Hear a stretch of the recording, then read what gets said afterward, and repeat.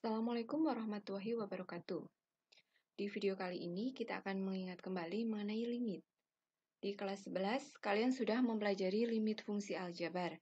Di kelas 12 ini kita akan mempelajari mengenai limit fungsi trigonometri. Kita ingat kembali. Perhatikan gambar grafik berikut.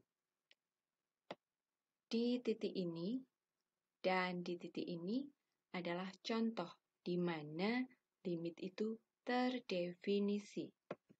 Mari kita ingat kembali definisinya. Limit artinya pendekatan. Lalu, seperti apa notasi limit? Notasi limit itu seperti ini. Limit X mendekati A dari fx sama dengan C. Artinya, jika nilai X mendekati A, maka nilai fx mendekati C. Selanjutnya, contohnya,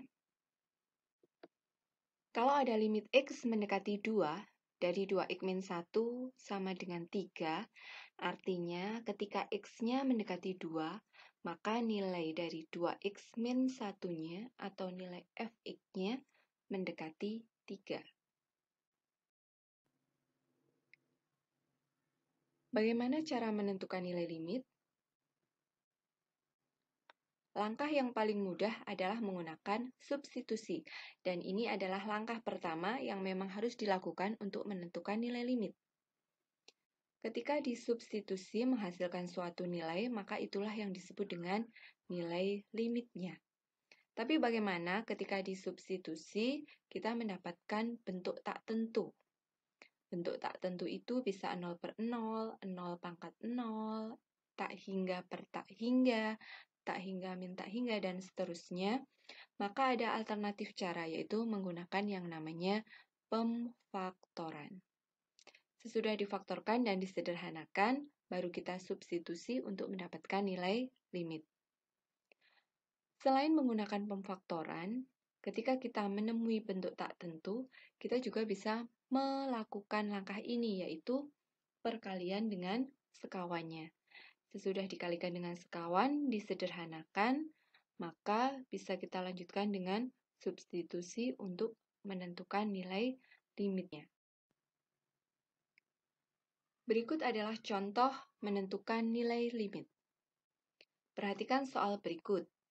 Kalian diminta menentukan nilai limit X mendekati 4 dari X kuadrat min 2X min 3 dibagi X kuadrat min 9.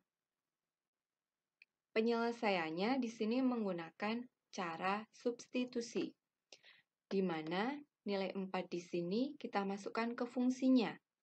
Hasilnya adalah 4 kuadrat dikurangi 2 kali 4 dikurangi 3 per 4 kuadrat dikurangi 9. Setelah dihitung, ketemu 5/7. Jadi, inilah nilai limitnya, yaitu 5/7. Contoh berikutnya. Kita akan menentukan nilai limit dari X mendekati 3, X kuadrat min 9 per X min 3. Setelah kita substitusi, ternyata kita ketemu dengan bentuk tak tentu, yaitu 0/0. Maka, kita bisa menggunakan alternatif pemfaktoran atau perkalian dengan akar sekawan. Nah, karena ini bukan bentuk akar, kita lakukan pemfaktoran. X kuadrat min 9 bisa kita faktorkan jadi X plus 3 dikalikan X min 3 per X min 3.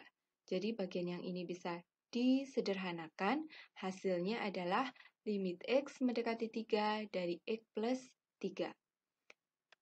Sampai dalam bentuk yang lebih sederhana seperti ini, tinggal kita substitusikan. Menjadi 3 ditambah 3 hasilnya 6. Jadi nilai limit dari X mendekati 3 dari X kuadrat min 9 per X min 3 adalah 6.